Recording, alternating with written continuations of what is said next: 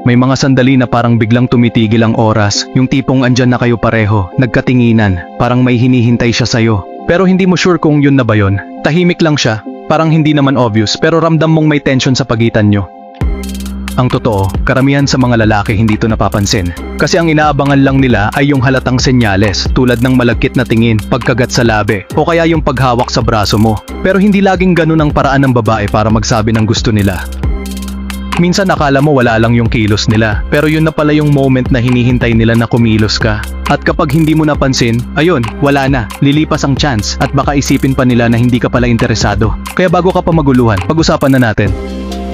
Kasi sa video na to, ituturo ko sa'yo yung mga hindi halatang senyales na gusto ka na niyang kumilos ka. Mga senyales na sobrang subtle, pero calculated. At kapag nakita mo ang mga to, hindi mo nakakailanganin hulaan kung kailan dapat gumawa ng move. Pagkatapos mong mapanood ang buong video, magkakaroon ka ng kakaibang advantage. Makikita mo ang mga bagay na madalas hindi napapansin ng iba. At yun ang magiging edge mo. Kaya kung handa ka nang maintindihan ang mga palihim na paanyaya niya, tara, simulan na natin.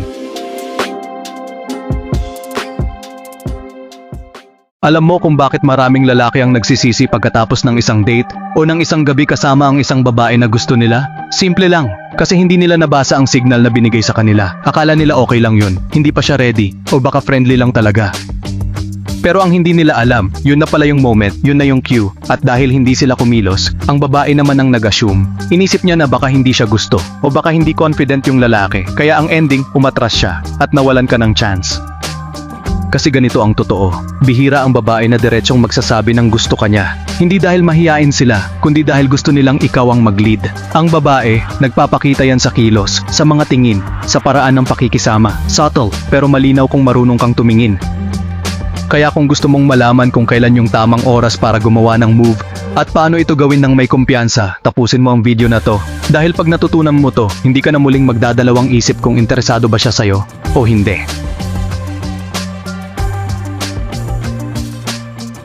Sign number 1, she stops filling the silences. Maraming lalaki ang natatakot kapag biglang natahimik ang usapan. Akala nila, patay na ang vibe, wala nang koneksyon, o baka nababagot na yung kausap nilang babae. Kaya ang reflex nila, mag-joke bigla, magtanong ng random, o bumunot ng kahit anong kwento para lang mapuno ang katahimikan. Pero ang hindi nila alam, minsan, yung katahimikan na yun ang mismong senyales. Kapag gusto ka ng babae, hindi siya nagmamadaling punuin ang silence, hindi siya agad nagsasalita, hindi siya nag-aalangan. Tahimik siya, pero nananatiling present, at dun mo mararamdaman na may ibig sabihin ang katahimikan. Kung titigan mo siya, hindi siya umiwas, hindi rin siya bumunot ng cellphone, o tumingin sa paligid. Nakatingin lang siya sa'yo, kalmado, parang may hinihintay. At sa mga ganitong sandali, ang sinasabi ng katawan niya ay simple lang. Safe siya, komportable siya, at bukas siya sa'yo. Yun ang moment na madalas hindi napapansin ng karamihan kasi nga hindi siya maingay, hindi halata. Pero kung tutuusin, yun ang eksaktong sandali na dapat kang kumilos, magpakita ng intent, dumikit ng kaunti, ipatong ang kamay sa kanya, o magsabi ng isang bagay na mababa at may meaning. Yun ang tinatawag na golden silence. Hindi yan dapat takasan, dapat yang pakiramdaman. Dahil sa likod ng katahimikan niya, may tiwala siya sa'yo. At hinihintay niyang i-lead mo ang susunod na galaw. Kapag binasag mo yon sa nervyos, sayang ang moment. Pero kapag inaktuhan mo, dun siya lalalim.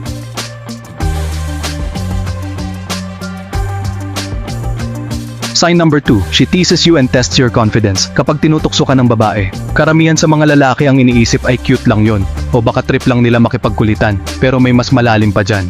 Ang teasing, hindi lang yan laro, madalas, yan ang paraan niya para makita kung gaano ka kakumpiyansa sa sarili mo. Panoorin mo ang kilos niya. Minsan sasabihin niya, "Nako, trouble ka siguro no." O kaya naman, "Feeling mo napakagaling mo no." Parang biro pero may pinapakiramdaman siya. Gusto niyang makita kung papatol ka sa vibe, kung kaya mong manatiling relaxed, o kung masisira ang composure mo. Hindi ito insulto, kundi invitation. Gusto niyang makita kung marunong kang sumabay sa tensyon. Kung may sense of humor ka pero hindi ka nagpapaapekto. Kasi para sa babae, ang lalaking kaya magpakatino kahit tinutukso ay lalaking alam ang sarili niya at yan ang sobrang nakaka-attract. Pero kapag nag-react ka ng sobrang seryoso o naging defensive, ayun, mababasag ang vibe. Iisipin niya, hindi pala ito sanay sa tension. Baka hindi siya yung tipo ng lalaking kaya mag-lead or magdala ng bigat ng moment. Kaya ang teasing, parang dare yan, disguised as lambing. Ang susi dito, huwag kang matakot sa baanat niya. Ngumiti ka lang, sabayan mo siya, balik ka ng konting playful energy. pero manatili kang grounded. Dahil sa likod ng mga birong yan, sinusubukan ka niya kung ikaw ba ang lalaking kayang panindigan ang moment kapag naging seryoso na ang usapan.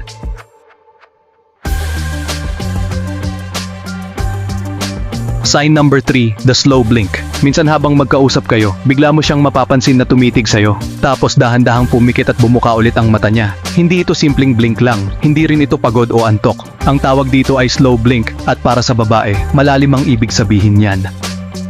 Yung ganitong uri ng tingin, sobrang subtle, pero emotionally loaded. Hindi yan playful, hindi rin exaggerated. Kalmado lang siya, parang sinasabi ng buong aura niya na safe siya sa'yo, na komportable siya. At sa moment na yon, parang humihinto ang oras kahit wala kayong sinasabi. Actually, slow blink ay behavior ng tiwala. Ginagawa ito ng mga hayop tulad ng pusa kapag kampante sila sa paligid. At oo, ginagawa rin ito ng babae nang hindi nila namamalayan. Para sa kanila, instinct lang siya. Pero kung marunong kang tumingin, makikita mong special ang moment. Kapag ganito ang tingin niya sa'yo, huwag mong sirain yung vibe. Huwag ka agad mag-joke or mag-shift ng topic. Panatilihin mo ang eye contact. Bawasan mo ang boses mo. Pahintulutan mo ang katahimikan. Kasi sa ganitong sandali, mas nagsasalita ang katawan niya kaysa sa bibig. Kung marunong kang makiramdam, dito ka lalapit. Hindi para maging aggressive, kundi para ipakita na naramdaman mo yung connection. Pwedeng konting dikit o simpleng salita na mababa at malapit. Kasi sa slow blink, sinasabi niyang emotionally open siya. At hinihintay ka lang niyang kumilos.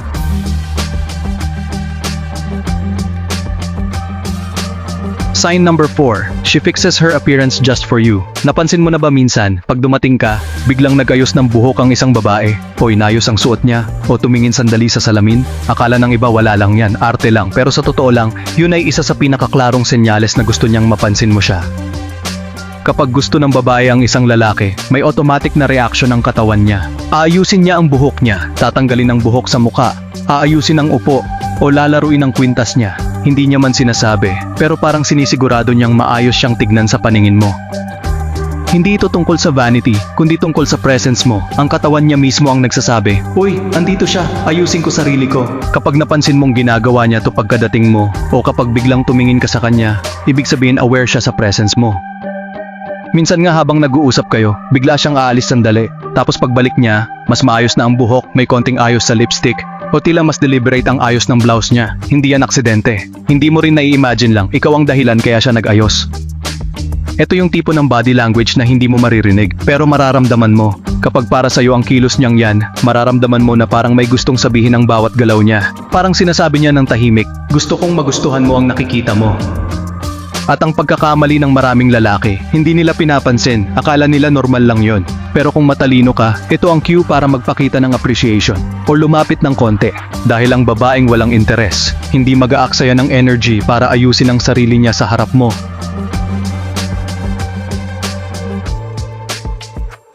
Sign number 5, she stays engaged without needing to. May mga babae na kahit wala ng interesting na usapan, nananatili pa rin sa tabi mo. Nakikinig pa rin, tumatawa pa rin, kahit simpleng kwento lang ang sinasabi mo. Hindi dahil bored siya, kundi dahil interesado siya sa iyo mismo. Hindi sa topic, kundi sa presence mo. Minsan kahit tungkol lang sa almusal mo ang kwento mo, o tungkol sa isang pelikulang walang kwenta, makikita mong invested pa rin siya. Tumatawa siya sa simpleng biro, tumatango habang nagkukwento ka, at parang hindi siya nagmamadaling umalis o tapusin ang usapan nyo.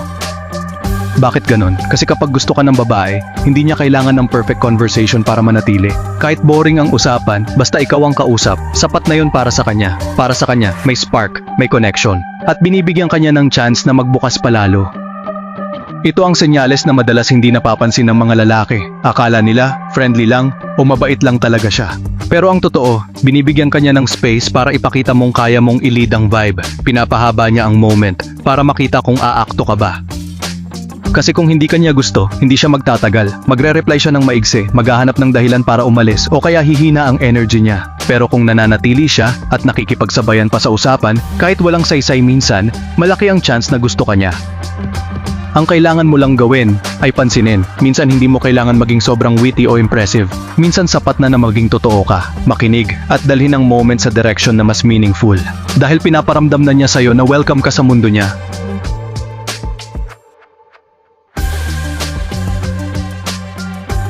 Sign number 6, she doesn't move away when you get close, ang katawan ng tao. Lalo na ng babae, instinctively nagre-react kapag may taong hindi nila gusto na lumalapit. Kusang lumalayo, umiilag, o naglalagay ng kahit kaunting distansya. Pero kapag gusto kanya, ang katawan niya mismo ang nagsasabi ng iba. Hindi siya gumagalaw palayo. Pansinin mo, kapag magkatabi kayo at nagkadikit ng bahagya ang tuhod ninyo at hindi niya ito inalis, senyales na yon. O kapag nagkabanggaan kayo ng braso at hindi siya umatras, ibang usapan na yon. Kasi kung hindi siya komportable, kikilos agad ang katawan niya para umiwas. Isa pa, kapag nag-lean in ka para magsalita ng mas malapit at hindi siya umatras, ibig sabihin okay sa kanya ang presence mo. Minsan nga, siya pa mismo ang lumalapit, nagkukunwaring may tinitignan o nagbibiro, pero ang totoo gusto lang niyang mapalapit sa'yo. Yung simpleng pagkakadikit ng kamay o yung paglapit ng mukha nyo ng konti habang nag-uusap, kung hindi siya umaatras, yan ang pinakamalinis na green light. Hindi yan aksidente, hindi rin yun kabaitan lang. Yan ay comfort at attraction na pinapakita niya sa kilos niya. Kaya kapag nasa ganitong moment ka, huwag mong baliwalain, huwag mong sayangin, huwag ka ring matakot, dahan-dahan mong sabayan ang energy niya. Pwede mong hawakan ang kamay niya o magtagal ng kaunti sa eye contact o babaan ang boses mo habang nagsasalita. Ang katawan niya ang nagsasabi ng okay lang, kahit walang salitang lumalabas. Kapag pumikit ka sa moment na yun dahil kinabahan ka, sayang. Kasi ang mga babaeng tunay na interesado, marunong gumawa ng espasyo, pero hindi sila maghihintay ng matagal. Kaya kapag binuksan niya ang pinto, pumasok ka.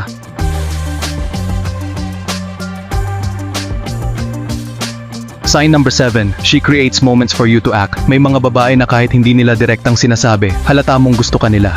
Pero hindi sila yung tipo na mauuna. Hindi nila sasabihin ng, kiss me o gusto kita. Ang gagawin nila, magse-set up sila ng moment. Isang eksenang parang sinasabi, kung lalaki ka talaga, ngayon ka kikilos. Halimbawa, bigla niyang sasabihin, alam mo, never pa akong nahalikan sa ilalim ng stars. Parang simpleng kwento lang, pero ang totoo, may inaabot siyang senyas sa'yo. Hindi yan random, hindi rin yan coincidence. Inaabot niya sa'yo ang bola, at tinitingnan kung kaya mong i-take ang lead.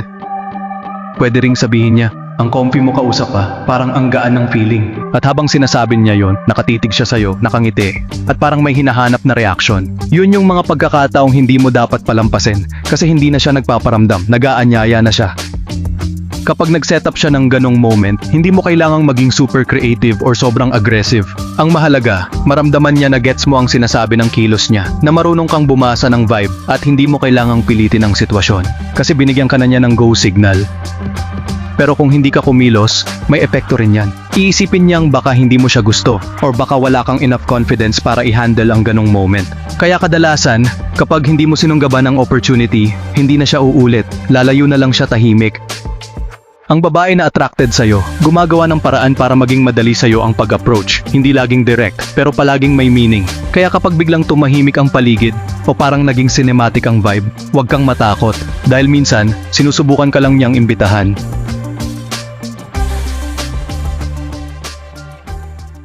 Kung napansin mo, lahat ng signs na to hindi sigaw, hindi loud, tahimik sila, subtle, pero punong-puno ng meaning. Ang problema, karamihan sa lalaki, naghihintay pa ng malinaw na invitation. Pero sa totoo lang, kung marunong ka lang tumingin, makikita mong matagal ka nang iniimbita. Hindi mo kailangang maging sobrang pogi o sobrang smooth. Ang kailangan mo lang, presence of mind, confidence, at marunong kang makiramdam. Kasi ang babae, marunong magpakita ng interes pero hindi yan laging obvious. Kaya kung gusto mong makaangat sa iba, masterin mong basahin ang tahimik na signal. Ngayon alam mo na ang mga signs na madalas hindi pinapansin ng iba. May edge ka na. Kaya next time na maramdaman mo ang vibe, huwag kang magdalawang isip. Dahil kung pinapakita niya na sa'yo ang moment at hindi ka pa rin kumilos, baka tuluyan ka na lang niyang talikuran. Kung may natutunan ka sa video na to, pakipindot ang like button, i-share mo rin to sa kaibigan mong laging nabubulagan sa mga senyales. At syempre, mag-subscribe ka na para sa mas marami pang no BS na relationship advice. Ito ang Human Psy PH at kita tayo sa next video. Close my eyes.